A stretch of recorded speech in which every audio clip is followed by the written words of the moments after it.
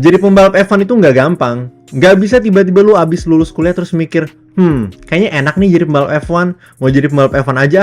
Nggak bisa, ngimpi itu namanya. Pembalap F1 itu dari kecil udah kenal sama dunia balap. Nggak ada itu pembalap F1 yang baru kemarin nyoba go-kart, sekarang tiba-tiba jadi pembalap F1. Dengan jalur karir kayak gitu, nggak heran kalau hampir semua pembalap F1 itu cuma nekunin jadi pembalap F1. Tapi itu kan hampir semua ya. Ternyata ada yang namanya outlier atau beda sendiri. Ada pembalap F1 yang nggak cuma fokus balapan aja, tapi juga jadi musisi, atau lebih tepatnya jadi drummer. Drummernya juga bukan band ecek-ecek nggak terkenal ya. Enggak, dia jadi drummer di band legendaris dari Swedia yang bernama ABBA. Yang mungkin ini band zaman bapak lu sih, atau malah kakek lu. Tapi gue yakin lu mungkin udah pernah denger selintasan lagu-lagunya ABBA. Kayak misalnya Dancing Queen atau Fernando, tapi nggak pakai Alonso. Ya tentu yang jadi pembalap F1 bukan member utamanya ABBA, yang terdiri dari Bjorn, Benny, Agnetha, dan Frida.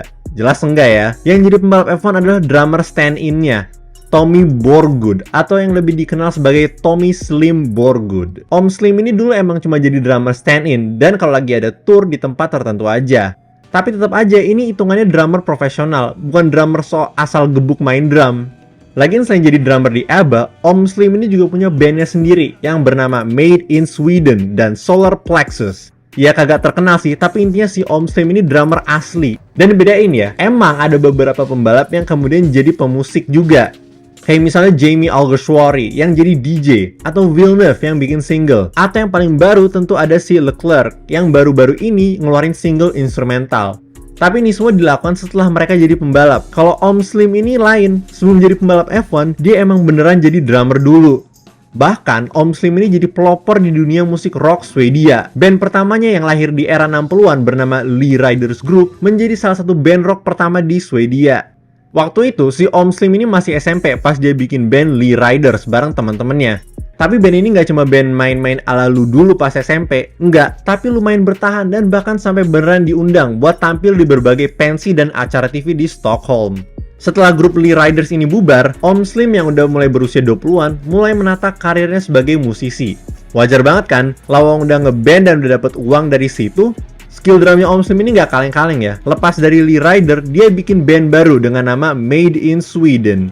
Band ini justru menjadi salah satu band paling terkenal di Swedia. Albumnya yang berjudul Made in Sweden with Love jadi hit di Swedia di tahun 68. Dan bandnya sendiri dapat Swedish Grammy Award di akhir tahun 60-an. Atau pas si Om Slim ini udah berusia 23. Terus gimana ceritanya bisa nyangkut sama F1? Jadi di masa kecilnya Om Slim, selain dia minat sama musik dan ngeband, dia juga suka sama yang namanya balapan, terutama F1. Dia pernah ngeliat Stirling Moss yang waktu itu udah jadi pembalap papan atas di F1, balapan di ajang non-F1 di Karlskoga dengan mobil Coopernya. Om Slim kecil terpana ngeliat Stirling Moss itu dan akhirnya punya interest sama F1. Tapi ya tadi, Om Slim gak tiba-tiba main go-kart juga pas dari situ, tapi dia pilih ngeband sebagai hobi dan jalur karirnya dia. Momen Om Slim beneran mulai balapan baru terjadi pas dia udah 20-an, ketika dia udah jadi pemain band terkenal di Swedia. Namanya band terkenal, ada aja kan tawaran manggung di luar negeri, salah satunya adalah di Inggris. Nah pas ada kesempatan tur di Inggris di akhir 60-an, dia ketemu sama pemain jazz bernama Chris Barber. Si Chris ini ternyata selain ngeband, dia juga suka balapan mobil amatir di Inggris. Om Slim pun jadi ngeliat dan mikir, bisa juga ya ternyata jadi pemain band sekaligus jadi pembalap nih. Om Slim pun ngebeli mobil Lotus 22 dari Chris dengan harga 900 pounds atau sekitar 20.000 pound dengan nilai sekarang. Gak mahal-mahal banget sih. Dan ingat, Om Slim udah jadi pemain band yang lumayan terkenal waktu itu. Jadi uangnya punya lah. Mobil Lotus 22 ini mobil single seater kelas Formula Junior. Jadi bisa banget dipakai untuk balapan. Mobil ini pun dibawa Om Slim ke Swedia, dan dari situlah mulai deh Om Slim balapan kelas amatir di Swedia. Hanya dalam waktu 3 tahun, Om Slim udah mulai sering menang di kelas nasional Swedia. Dan kebetulan pada era 70-an, di scene musik Swedia, ABBA lagi ngehit-hitnya. Gaya musik ABBA ini lagi bikin selera musik Swedia berubah, yang ngebuat genre rock jadi nggak terlalu laku. Ini ngebuat bandnya Om Slim mulai nggak populer dan nggak terlalu banyak dapet job, yang akhirnya dia jadi punya banyak waktu untuk balapan. Dia pun bikin band baru bernama Solar Plexus yang lebih ngepop biar ngikutin selera pasar. Dan dia juga jadi drummer freelance di grup Hootenanny Singers. Tapi ya tetap gak sesibuk dulu pas di era keemasan band rocknya. Di era 70-an ini, Om Slim beneran ngejalanin 2 kerjaan. Jadi drummer iya, jadi pembalap juga iya. Dan ternyata skill balapannya si Om Slim ini nggak main-main. Dia beneran kenceng dan bisa bersaing.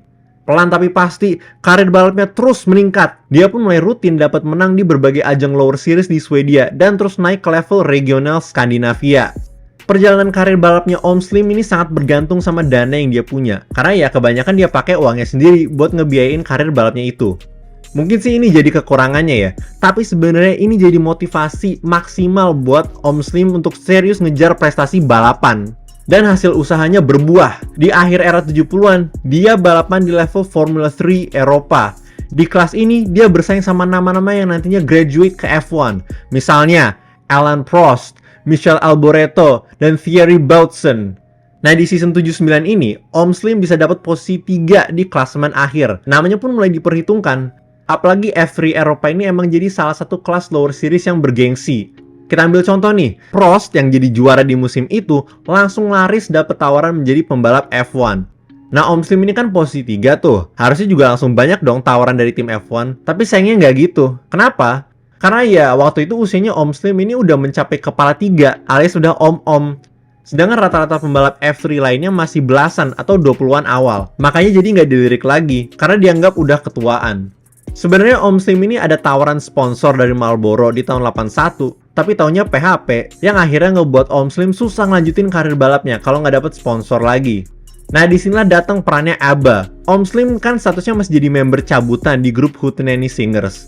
Nah, salah satu bekas membernya Hootenanny Singers adalah Bjorn ABBA. Makanya Om Slim pernah juga jadi stand-in drummer di ABBA. Nah, Bjorn ABBA ini pun ngedukung usaha Om Slim buat cari tim balap. ABBA-nya sih nggak ngasih uang sponsor sama sekali ke Om Slim, tapi ABBA mengizinkan Om Slim buat pakai brand ABBA untuk cari sponsor. Dan emang kebetulan di era itu, ABBA udah jadi band papan atas dunia. Strategi buat narik tim balap dengan nama ABBA berjalan sukses. Nggak tanggung-tanggung malah. Tadinya sih cuma berharap at least tim F2 lah yang tertarik. Taunya nama besar ABBA bisa bikin Gunther Schmid, pemilik tim F1 ATS, jadi minat buat coba pakai si Om Slim. Langsung F1 loh. Ya meskipun tim ATS ini tim bawah ya, mereka aja sampai kekurangan mekanik, tapi tetap aja kan tim F1. Om Slim pun sepakat buat masuk ke tim ATS ini. Meskipun pada akhirnya dia juga yang harus bantu ATS buat cari mekanik buat dirinya sendiri, karena tim ini miskin dan gurem parah. Akhirnya di tahun 1981, Om Slim dapat kursi di F1 dan beneran bisa debut di F1 di usia 34 tahun. Dia debut bareng ATS dengan livery warna kuning yang ada stiker ABBA gede di badan mobilnya. Inilah kenapa ada logo ABBA di F1. Om Slim bisa bawa mobil ATS-nya yang lambat parah itu lolos kualifikasi dan finish di posisi 13 pada balapan pertamanya di San Marino. Ini prestasi besar sih, mengingat 4 balapan setelahnya Om Slim nggak bisa balapan karena mobilnya nggak lolos kualifikasi. Tapi keajaiban datang lagi. Di GP Inggris, Om Slim lolos kualifikasi dan hebatnya lagi, dia bisa lolos dari berbagai insiden di balapan itu yang ngebuat dia bisa finish di posisi 6, yang artinya dapat poin. Gila gak tuh? Padahal si Om Slim ini balapannya dari posisi 18. Jadi selama balapan dia bisa lah naik pelan-pelan dan tampil konsisten dan gak bikin kesalahan. Hasil ini ngebuat Om Slim dapat respect dari orang-orang di grid. Member ABBA juga seneng parah karena prestasi ini dan langsung datang ke GP Jerman nyamperin si Om Slim. Cuma sayangnya perjalanan Om Slim di ATS di sisa musim 81 lebih banyak diisi dengan kegagalan lolos kualifikasi. Toh itu nggak ngebuat pesona Om Slim habis sih. Ken Tyrrell, bosnya dari tim Tyrrell, ternyata tertarik buat nge-hire Om Slim buat musim 82-nya. Dia jadi pembalap kedua di Tyrrell, nemenin Michele Alboreto. Sayangnya perjalanan di Tyrrell nggak berlangsung lama. Meskipun secara hasil nggak butut gimana, tapi Om Slim cuma dipakai buat 3 balapan.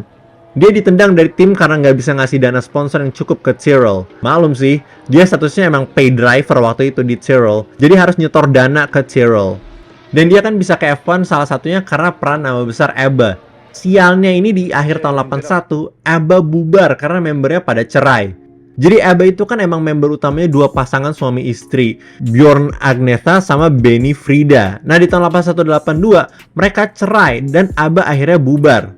Karena ABBA-nya bubar, otomatis Om Slim udah nggak bisa lagi pakai nama ABBA. Akhirnya mandek lah karirnya di F1. Tapi apapun keadaannya, pencapaiannya Om Slim ini unik banget dan beda dari kebanyakan pembalap F1 lainnya. Karir dia di F1 itu juga jauh dari kata malu-maluin.